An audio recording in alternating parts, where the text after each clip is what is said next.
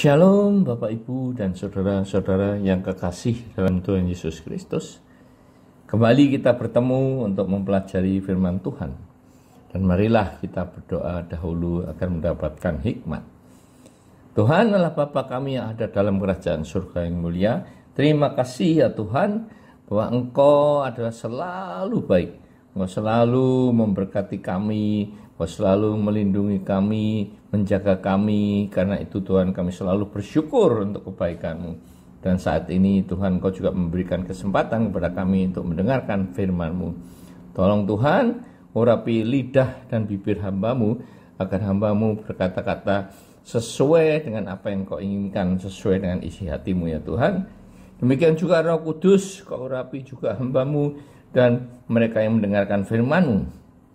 Kau berikan hikmat kepada mereka agar mengerti, mendapatkan pengertian tentang firman-Mu dan melakukannya dalam kehidupan mereka sehari-hari. Terima kasih ya Tuhan, berbicaralah, kami siap untuk mendengarkan. Dalam nama Tuhan Yesus kami berdoa dan mengucap syukur. Amin. Saudara-saudara, kali ini saudara-saudara, kali ini kita akan berbicara dengan topik kedaulatan Allah. Dalam Roma 9 ayat 15, sebab ia berfirman kepada Musa, aku akan menaruh belas kasihan kepada siapa aku mau menaruh belas kasihan, dan aku akan bermurah hati kepada siapa aku mau bermurah hati. Dan dalam Roma 9 ayat 21, apakah tukang periuk tidak mempunyai hak atas tanah liatnya untuk membuat dari gumpal yang sama suatu benda untuk dipakai guna tujuan yang mulia dan suatu benda lain untuk dipakai guna tujuan yang biasa? Saudara-saudara, kedua ayat di atas jelas menunjukkan kedaulatan Allah. Bahasa sekarang, semau gue, mau berbelas kasihan kek, mau bermurah hati kek, itu adalah hakku. Nah, kita tidak mempunyai hak untuk komplain atau menanyakan, apalagi menyalahkan Tuhan. Kok hidupku hanya begini-begini saja? Karena takdir manusia semuanya adalah kedaulatan dan hak Allah. Mau dijadikan presiden ataupun karyawan biasa, itu sepenuhnya tergantung dan terserah dia. Manusia masih sering menekankan kepada free will atau kehendak bebas. Padahal free will itu tidak benar-benar free. Contoh, ketika saudara mau membeli HP merek A, tetapi setelah sampai di counter penjual, maka dia menjelaskan bahwa merek B lebih baik, lebih komplit featuresnya, untuk foto lebih jelas karena pixelnya jauh lebih tinggi dan sebagainya. Dan harganya juga tidak terpaut jauh, sehingga akhirnya saudara memilih HP merek B. Inilah free will yang masih dapat dipengaruhi oleh alternatif duniawi, bahkan bukan merupakan 100% free will. Padahal mungkin penjual itu mendapatkan komisi untuk HP B lebih besar dari HP A, sehingga dia mencoba untuk mempengaruhi pembelinya agar membeli HP merek B. Saudara-saudara, sebenarnya Allah itu menyediakan keselamatan bagi siapa saja yang mau percaya kepada Yesus yang mati disalib untuk menebus dosa-dosa manusia. Tetapi mereka tidak mengenal kebenaran Allah, dan oleh karena mereka berusaha mendirikan kebenaran sendiri dan tidak tunduk kepada kebenaran Allah. Mereka yang mendirikan kebenaran sendiri bahwa jika berbuat baik maka mereka dapat diselamatkan tanpa melalui Tuhan Yesus sebagai jalan dan kebenaran dan hidup. Dan tidak ada seorang pun yang dapat datang kepada Bapa tanpa melalui Dia. Mereka bahkan tidak mau mengakui bahwa Yesus itu Tuhan yang dibangkitkan Allah dari kematian. Tuhan kok disalib dan mati? Mereka lupa bahwa Yesus bangkit dari kematiannya. Saudara-saudara, Thomas A. Dorsey tahun 1930 adalah penyanyi lagu-lagu rohani yang dipakai Billy Graham, pengkhotbah terkenal di St. Louis. Dia tinggal di Chicago yang jauh dari St. Louis. Suatu saat istrinya hamil tua dan sedang sakit, tapi dia tetap memutuskan untuk pergi melayani karena Tuhan adalah prioritas utama dalam hidupnya. Di tengah jalan dia lupa bawa lagu-lagu sehingga kembali lagi ke rumahnya. Dia ragu untuk pergi melihat kondisi istrinya, tetapi istrinya mengizinkan dia untuk tetap pergi. Setelah selesai menyanyi, dia mendapatkan telegram bahwa istrinya meninggal, tetapi anaknya lahir. Tetapi kembali dia sangat berduka karena anaknya juga meninggal. Dia menangis dan bertanya, mengapa Tuhan tidak menjaga istri dan anaknya di saat aku melakukan pelayanannya?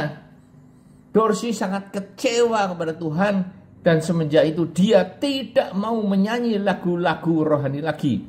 Sebaliknya, dia mulai menyanyi di kafe, lagu-lagu jazz, dan hidupnya makin terpuruk.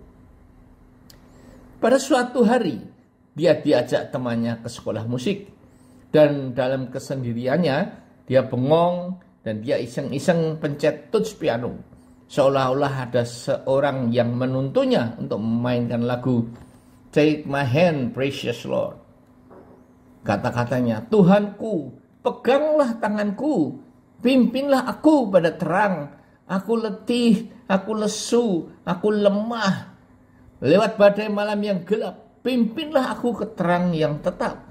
Peganglah tanganku ya Tuhan, pimpinlah aku pulang. Dia menyanyi sambil menangis.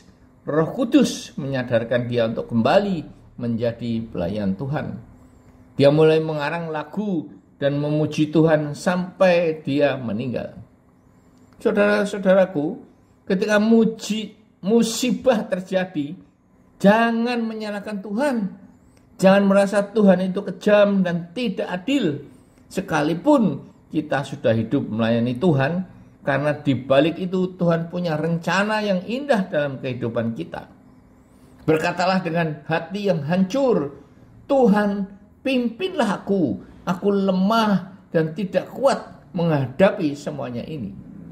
Saudara-saudara, untuk membuat roti bolu diperlukan tepung, garam, mentega, dan sebagainya. Jika bahan itu dimakan sendiri-sendiri, maka tidak enak rasanya. Garam asin, tepung tidak dapat dimakan sendirian. Tetapi ketika bahan-bahan itu dicampur dan di oven, maka jadilah roti bolu yang lezat. Demikian juga dengan kehidupan ini. Lewat masalah yang satu dan masalah-masalah lain lagi, ternyata dari semua masalah-masalah itu Tuhan mempunyai rencana yang indah bagi kita. Bukannya untuk menjadi kaya raya, melainkan untuk dipakai Tuhan, memuliakan namanya dan menjadi saksi yang hidup sehingga banyak jiwa-jiwa dimenangkan bagi Tuhan. Yesus lahir bukan dari orang-orang suci dan benar, tetapi dari rahim Rahab sang pelacur, Lea yang tidak diharapkan Yakub, Tamar yang tidur dengan mertuanya agar mendapatkan keturunan, Ruth orang Moab, musuh bangsa Israel. Tetapi semuanya itu adalah rancangan dan kedaulatan Allah yang tidak seorang manusia pun dapat mengerti. Mengapakah ini harus terjadi dalam hidupku?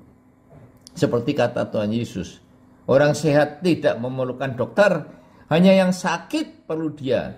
Demikian juga gereja itu bukan untuk orang-orang yang merasa benar, karena gereja adalah bengkel untuk mereparasi orang-orang yang berdosa, yang sadar akan dosanya. Itulah kedaulatan Allah. Kita tidak mempunyai hak untuk menanyakan tentang apa yang terjadi dalam hidup ini. Mengapa orang lain lebih diberkati daripada aku, padahal aku melayani Tuhan dengan setia dan sebagainya.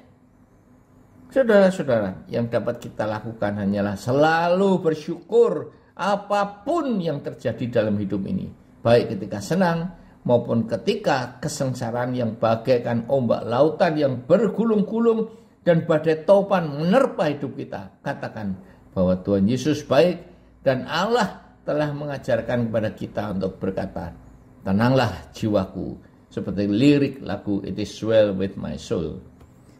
Saudara-saudara, renungan ini akan saya tutup dengan ayat dalam Kolose 1 ayat 6. Karena di dalam Dialah yang telah diciptakan segala sesuatu yang ada di surga dan yang ada di bumi, yang kelihatan dan yang tidak kelihatan, baik singgasana maupun kerajaan, baik pemerintah maupun penguasa. Segala sesuatu diciptakan oleh Dia dan untuk Dia. Mari hambaku yang setia, aku telah menyediakan pesta untukmu. Di sana tidak ada lagi penderitaan. Inilah iman yang sempurna. Penderitaan di dunia ini tidak akan ada artinya bagi kehidupan kekal di surga. Amin. Marilah kita berdoa. Tuhan, terima kasih atas firman-Mu yang mengingatkan kami bahwa kami tidak mempunyai hak apapun untuk bertanya kepadamu tentang apa yang terjadi atas hidup kami. Karena semuanya ini adalah kedaulatan dan hak-Mu sebagai pencipta langit dan bumi. Tuhan, ajarlah kami selalu bersyukur dan berkata bahwa Tuhan Yesus itu baik apapun yang terjadi dalam hidup kami. Hanya satu hal yang pasti ya Tuhan, bahwa Engkau telah menyediakan tempat bagi anak-anak-Mu yang tetap patuh dan setia untuk bertemu denganmu muka dengan muka di surga mulia, di mana tidak ada penderitaan lagi. Tuhan, kami berdoa bagi mereka yang sedang mengalami masalah. Ingatkan mereka ya Tuhan, bahwa Engkau mempunyai rencana yang indah bagi mereka. Dan janji-Mu bagaikan fajar di pagi hari yang tak pernah terlambat bersinar, menyinari anak-anak-Mu yang setia kepadamu. Begitu juga bagi mereka yang sedang sakit, jamahlah mereka ya Tuhan, karena bilur-bilur-Mu menyembuhkan. Bapa, hamba-Mu berhenti berbicara, tetapi biarlah Roh Kudus terus bekerja, memimpin hidup anak-anak-Mu dari sekarang sampai Maranatha, kedatangan Tuhan yang kedua kalinya. Amin.